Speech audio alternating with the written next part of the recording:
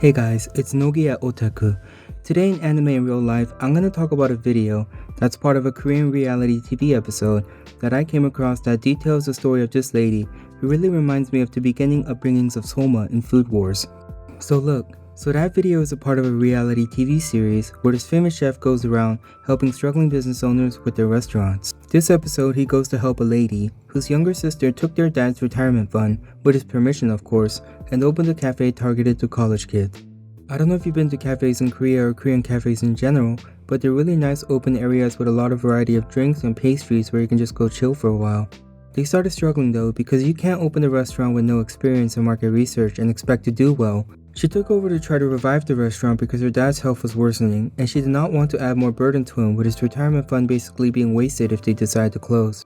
So she revised the menu and started selling tonkatsu as well. For those of you that don't know what tonkatsu is, it's basically a fried pork cutlet dish, popular in Eastern Asia. Soma made it as a practice dish for a shokugeki with Ikumi Mito in episode 6 of season 1 or chapter 11 of Food Wars. So this sister, because she doesn't have enough funds to hire actual staff, works alone in this cafe, and because tonkatsu takes a long time to prepare, she hand makes it but freezes them in advance. Her restaurant's struggling more and she doesn't know what to do, so she enlists the help of the famous chef. He tests her Food Wars style to see her potential and tells her to prepare tonkatsu dishes for a mass amount of people that he will bring to the restaurant to see if she and the restaurant is capable of handling that sort of pressure. Long story short, she fails and realizes the way that her restaurant is set up and short-staffed, she is not capable of handling any increased traffic. The pandemic hits, and a few months later, the famous chef comes back to give the elder sister further advice on how to change and alter her restaurant to better fit her model. But when he gets there, he sees that she has already done extensive research and practice to create a new dish that she calls tteokjuk. The word tup coming from tteokbap, which is a Korean mixed rice dish with various toppings, and chuk as in Korean porridge. So she essentially creates a new porridge dish where you can add whatever toppings you want to it, and it's so much easier to prepare in large quantities than tonkatsu.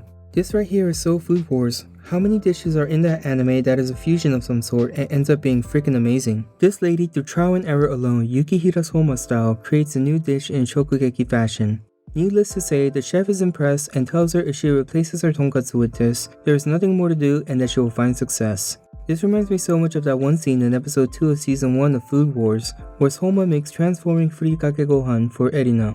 It doesn't end there though. Of course, an anime protagonist always has to have an anime antagonist.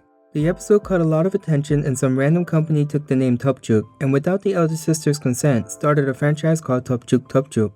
The internet found out about this and you can guess what happened. It gained so much attention, news outlets like SBS in Korea picked up on it, and that franchise got so much hate they were forced to shut down. This also basically created a Me Too movement in Korea regarding past recipes that were stolen by corporations, but that's another story for another day. This lady is basically a real-life reflection of Yukihira Soma. No major spoilers here, but Soma grew up in a diner and through trial and error ended up challenging conventional chefs to find success.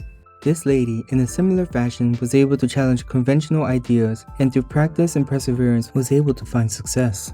I can almost picture this being a character's struggle arc in an anime or something. Anyways, I'll be doing more of these in the future, so stay tuned. Links to the actual episode and video summaries are in the description. If y'all understand Korean, I highly suggest watching the original video. Thanks for watching, likes and subs, and see you on the other side. Bye!